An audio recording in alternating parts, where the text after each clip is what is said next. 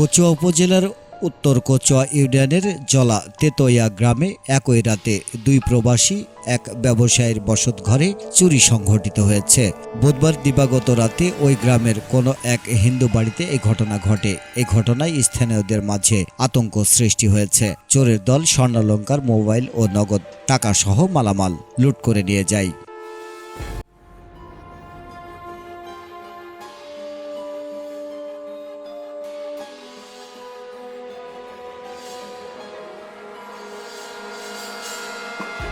স্থানীয়রা জানান, বৃহস্পতিবার দিবাগত শেষ রাতে সংঘবদ্ধ চোরদল প্রবাসী সোহেল সঞ্জয় সরকারের বসতঘরের টিন কেটে ঘরে ঢুকে 6.5 ভরি স্বর্ণালংকার, 2টি মোবাইল ফোন ও নগদ টাকা নিয়ে যায়।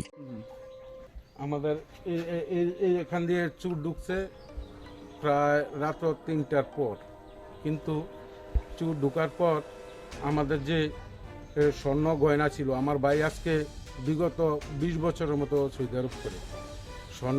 স্বর্ণ ছিল 6 ভরির উপরে, নগদ টাকা ছিল, পাশাপাশি 3টা টাচ মোবাইল। আর ওই অবস্থায় যখন আমার ভাতিজি দেখতে পায়, তাকে ধারালো চাকু ধরা হয়, সে জিম্বি হয়ে যায়, যেই কারণে সে কিছু বলতে পারে না। একই সাথে সঞ্জয় সরকারের ভাই ব্যবসায়ী বিজয় সরকারের ঘরে ঢুকে একটি মোবাইল নিয়ে যায়।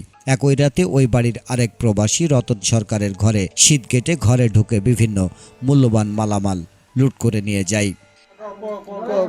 আমার মধ্যে সুরিয়া ছিল, আমার কয় তুমি কিছু বলবা না, বলে তোমারে ফুস দিল। চাকু ধরছে?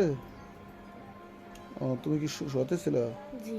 তখন রাত্রে কয়টা বাজে বলুন? ভুক্তভোগী প্রবাসী সঞ্জয় সরকারের স্ত্রী শিউলি রানী সরকার জানান, শেষ রাতে ঘুম থেকে উঠে আমার মেয়ের চিৎকার শুরু করেন এবং ঘরের দরজা খোলা অবস্থায় দেখি। মেয়ের কাছে এসে দেখি 2টি স্টিল আলমারিতে থাকা 6.5 ভরি স্বর্ণ, 2টি মোবাইল ও 10,000 টাকা লুট করে নিয়ে গেছে। এই দুগারতে বন্ধ, এই দুগার খোলা, এই দুগার খোলা, কোন দুগার জানে উঠতে আমি সবাই ডাক গিয়েছিলাম, দিশারি তো সবাই আছে। ওনার ঘরে ছায়া আরো জিনিস টিনিস ছায়া দিয়ে জিনিস তুলে গেছে।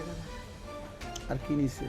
জিনিস নিছে, টাকা নিছে। টাকা কত হইব?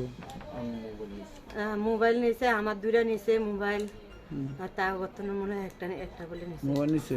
হ্যাঁ, মোবাইল নিছে, আমার 2টা নিছে। তিনি আরও জানান, সংঘবদ্ধ চোরের একটি মানিব্যাগ ঘরে পাওয়া যায়। মানিব্যাগে একটি জাতীয় পরিচয়পত্র দেখতে পাই। একই রাতে বাড়ির আরও 2টি ঘরে চুরি হয়েছে। কচুয়া থানার ভারপ্রাপ্ত কর্মকর্তা ওসি মোহাম্মদ আজিজুল ইসলাম জানান, এই চুরির ঘটনায় একটি লিখিত অভিযোগ দায়ের করা হয়েছে। পুলিশ বিষয়টি তদন্ত করে প্রয়োজনীয় ব্যবস্থা গ্রহণে কাজ করছে।